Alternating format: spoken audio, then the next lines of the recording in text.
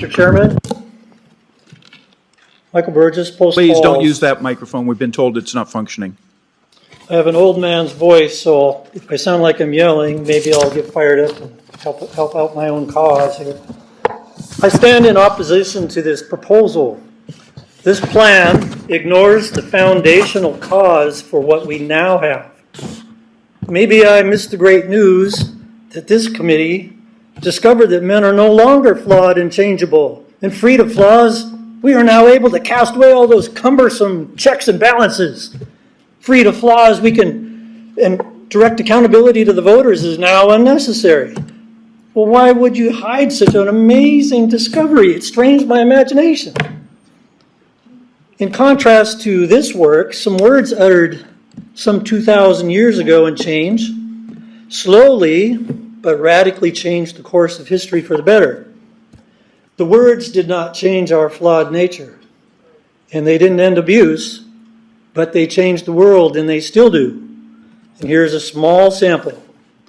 In answer to the question we're all going to make, but Lord, when did I do this to you?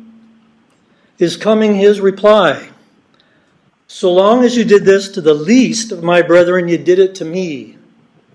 Because of the gravity of the personage who speaks, a growing number of people, as like a ripple across the pond of history, started to make better choices more often in their behavior towards each other. From embracing these words sprang the growth of this thing that we now call Western civilization. From casting aside its demise.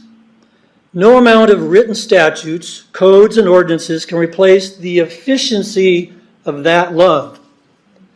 Now recall, the founders of our nation, when they drew that fateful line in the sand against abuse, while contentiously drawing up a new kind of government, these men thought about each other's flaws as they hammered it out. They realized that ambition corrupted authority. They also conceded that good government needs leaders with ambition. What to do? So they did it by their method of checks and balances, even to the point, they did it by pitting ambition against each other, doing it by their method of checks and balances.